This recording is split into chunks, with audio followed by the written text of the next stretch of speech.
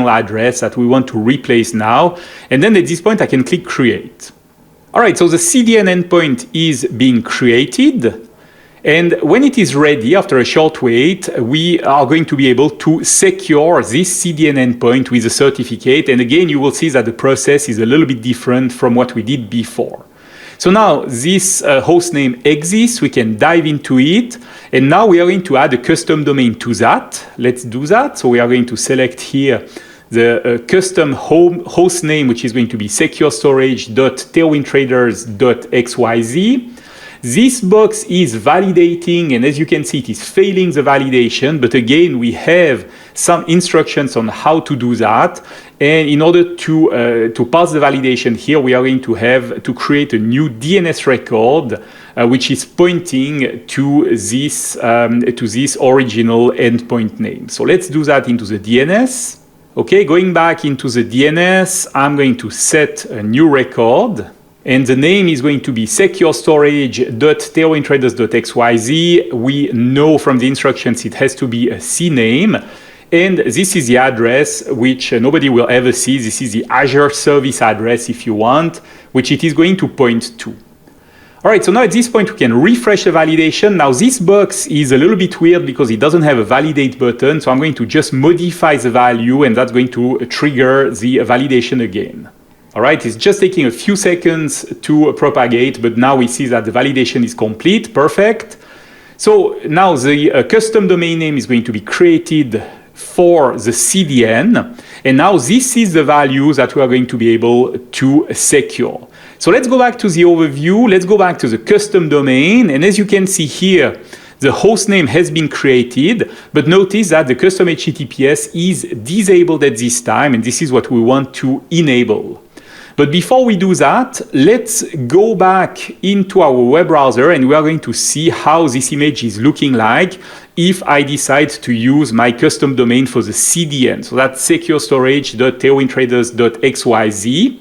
And if I try that, you see that it doesn't work under HTTP, all right, because we have specified that we want HTTPS, and so this is not going to work over HTTP. However, over HTTPS, what's going to happen is that this image is going to be served, but of course, we have the warning that it's not private because the certificate is not valid yet.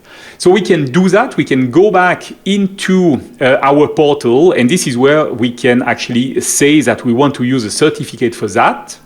And this is going to happen here in the Azure portal again. So let's go in custom domain. I'm going to click on that, and then I'm going to set here configure custom domain HTTPS, and I'm going to use here a CDN manage certificate, which is going to be created by Azure. So like this, I don't need to use my own certificate for this particular feature here. All right, it's going to take a moment to save the changes. And now what's going to happen is that it's going to start a whole propagation, which is going to take a moment to complete. So we can always follow the status here. As you can see, it is submitting the request.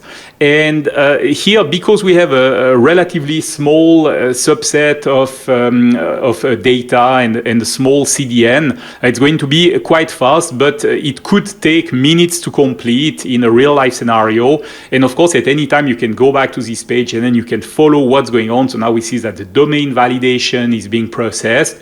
And of course, this is going to take a while. So here, for this particular demo, we are not going to wait that the whole thing is being processed in order to save time. But basically, if I come back to that in a few minutes, then we will see that the validation has been complete. Everything has worked fine, and now we can serve the images over HTTPS and over the CDN using a custom domain name. All right, so let's talk a little bit about networking strategies. And one thing which is probably true is that in most cases, you want to avoid hard coding IP addresses in your system because IP addresses can change dynamically. So it's probably not a good idea. And basically, at some point, it's probably going to come back and haunt you. And this is why DNS and all those CNAMEs, those redirections, is probably going to be a better idea. Don't forget that on an app service, you can have multiple custom domains. You're going to have also testing, staging if you have if you use some slots, and also you can also use DNS with Azure Storage. And so we saw that